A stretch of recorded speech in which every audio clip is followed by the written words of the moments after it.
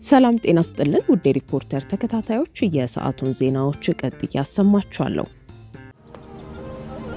ማልዶ ተስፋውን ሰንቆ ሩቁም ማየት የቻለ በሐቁ ጥሮ ያደረ ከሁሉ በላይ ከበረ ከከፍታው ታየ ከገዘፈው ኑሮ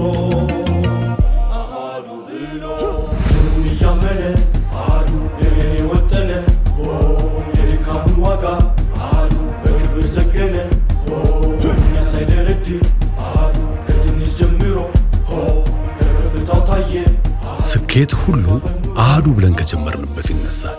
አሃዱ ባንክ ከብዙዎች ለብዙዎች። የአማራ ክልል ምክር ቤት ጉባኤ የተለያዩ አዋጆችን አጸደቀ። የአማራ ክልል ምክር ቤት 11ኛ መደበኛ ጉባኤ የተሻሻለውን የአማራ ክልል የገጠር መሬት አስተዳደርና አጠቃቀምን ጨምሮ የተለያዩ አዋጆችን አጽድቋል። የገጠር መሬት አስተዳደርና አጠቃቀም አዋጁ በፌዴራል ደረጃ ተሻሽሎ ከጸደቀው ጋር እንዲጣጣም ተደርጎ የወጣ መሆኑም ተመላክቷል። የክልሉ መሬት ቢሮ ኃላፊ ሲሳይ ዳምጤ ለምክር ቤቱ እንደገለጹት የገጠር መሬት አስተዳደርና አጠቃቀም አዋጁ የአርሶ አደሩን የኑሮ ደረጃ ለማሳደግ የሚያስችል ነው።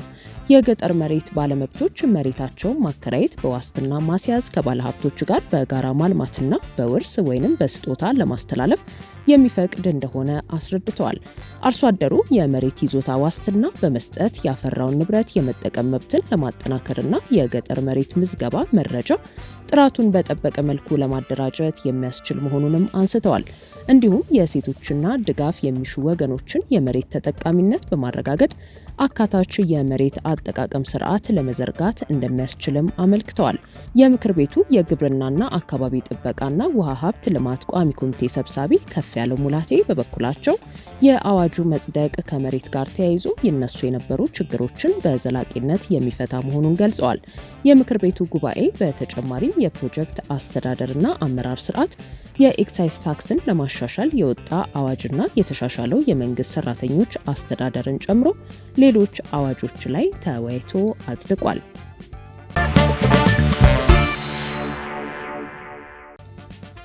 እስራኤል ከሶማሊያ ለተገነጠለችው ሶማሊላንድ የሉዓላዊ ሀገርነት እውቅና በመስጠት የመጀመሪያዋ የዓለም ሀገር ሆነች።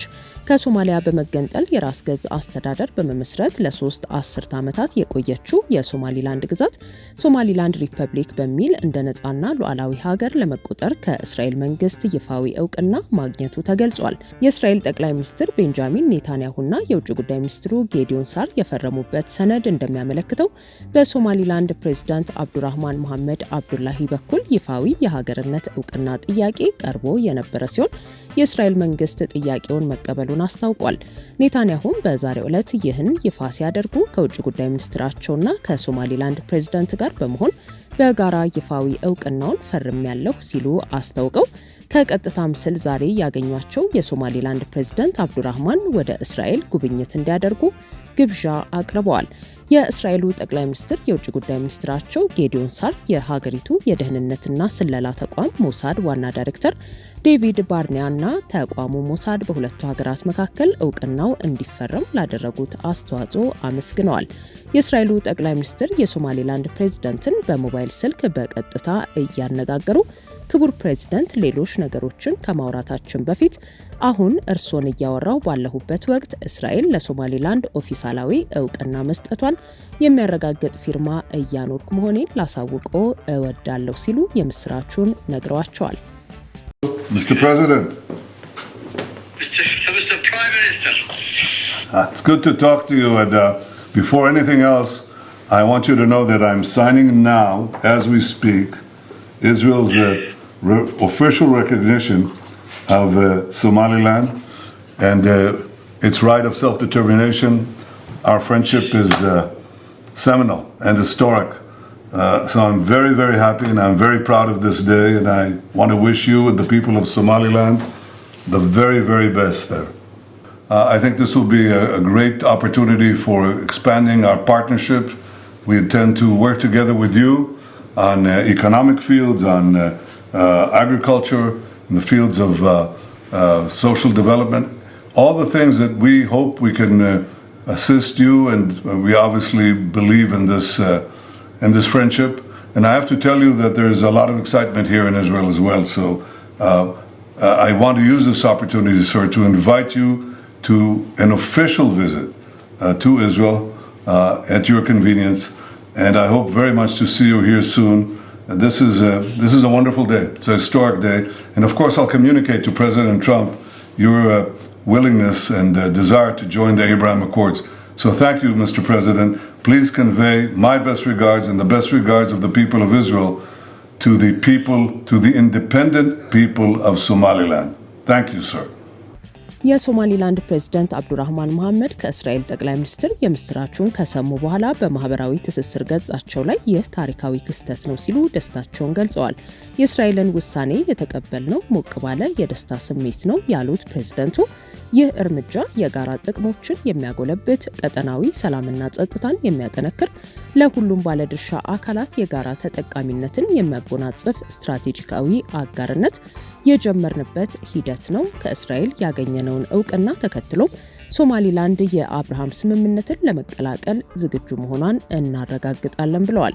ጠቅላይ ሚኒስትር ኔታንያሁ በመግለጫቸው የእስራኤል መንግስት በግብርና፣ በጤና፣ በቴክኖሎጂና በኢኮኖሚ መስኮች ሰፊ ትብብር በማድረግ ከሶማሊላንድ ሪፐብሊክ ጋር ያለውን ግንኙነት በፍጥነት ለማሳደግ አቅዷል ብለው ከዛሬ ጀምሮ ሁለቱ ሀገራት ግንኙነታቸው የተሟላ ዲፕሎማሲያዊ ግንኙነት ሆኗል ሲሉ አውጀዋል። የእስራኤሉ የውጭ ጉዳይ ሚኒስትር ጌዲዮን ሳር በቀጣይነት በእስራኤል የሶማሊላንድ ኤምባሲን እንዲሁም በሃርጌሳ እስራኤል ኤምባሲ እንደሚከፈትና አምባሳደሮችን ጨምሮ ዲፕሎማሲያዊ ልዑክ ይመደባል ሲሉ ገልጸዋል። ባለፈው ነሐሴ ወር ሶማሊላንድ ከእስራኤል ጋር በጋዛ ሰርጥ ፍልስጤማውያንን መልሶ ማቋቋም በሚቻልበት ሁኔታ ላይ ከእስራኤል ጋር እየተነጋገሩ ካሉ በርካታ ሀገራት መካከል ሆና መወያየቷ አይዘነጋም። ሶማሊላንድ የሀገርነት እውቅና ማግኘቷን ተከትሎ በአሜሪካ አሸማጋይነት የአረብ ሀገራትን ከእስራኤል ጋር የሚያስማማው የአብርሃም አኮርድ ወይንም ስምምነት አካል በመሆን ከእስራኤል ጋር ያላትን አጋርነት እንድታሳድግ ኔታንያሁ አሜሪካን የማግባባት ስራ እንደሚሰሩ የእስራኤል ምንጮች እየዘገቡ ነው። በታህሳስ ወር መጨረሻ በ2016 ዓ.ም ሶማሊላንድ ከኢትዮጵያ ጋር የባህር በርና ሉዓላዊነት እውቅና ስምምነት መፈራረሟን ተከትሎ ኢትዮጵያና ሶማሊያ መካከል በሶማሊያ የሉዓላዊነቴ ተጥሷል ቅሬታ ሳቢያ በሽምግልና የታረቁበት ውጥረት መፈጠሩ የሚታወስ ሲሆን የሶማሊላንድ ሉዓላዊነት ምናልባትም የተቋረጠውን ስምምነት ሊያስቀጥል እንደሚችል መነጋገሪያ ነበር። ኔታንያሁ ለሶማሊላንድ የተሰጠው እውቅና ፕሬዝዳንት ትራምፕ መካከለኛው ምስራቅ የሰላም ያቀረቡት የአብርሃም ስምምነት አካል መሆኑን መናገራቸው ቀጣዩ የሶማሊላንድ እውቅና ከአሜሪካ መንግስት የሚመጣ መሆኑን አመላክቷል። ውድ የሪፖርተር ተከታታዮች የሰዓቱ ዜናዎቻችን እነዚህ ነበሩ። ስላደመጣችሁን ከልብ እናመሰግናለን። ከህዳር 22 እስከ ጥር 21 ቀን 2018 ዓ.ም ድረስ ከአቢሲኒያ ባንክ ጋር ይጀምሩ፣ ያድሱ እና ይደጉ የተሰኘ የሽልማት መርሃ ግብር ዛሬም ለክቡራን ደንበኞቹ አዘጋጅቷል። ከእርሶ የሚጠበቀው የባንካችን ቤተሰብ በመሆን አስደሳች ሽልማቶችን ማግኘት ያስችሎታል። አቢሲኒያ የሁሉም ምርጫ።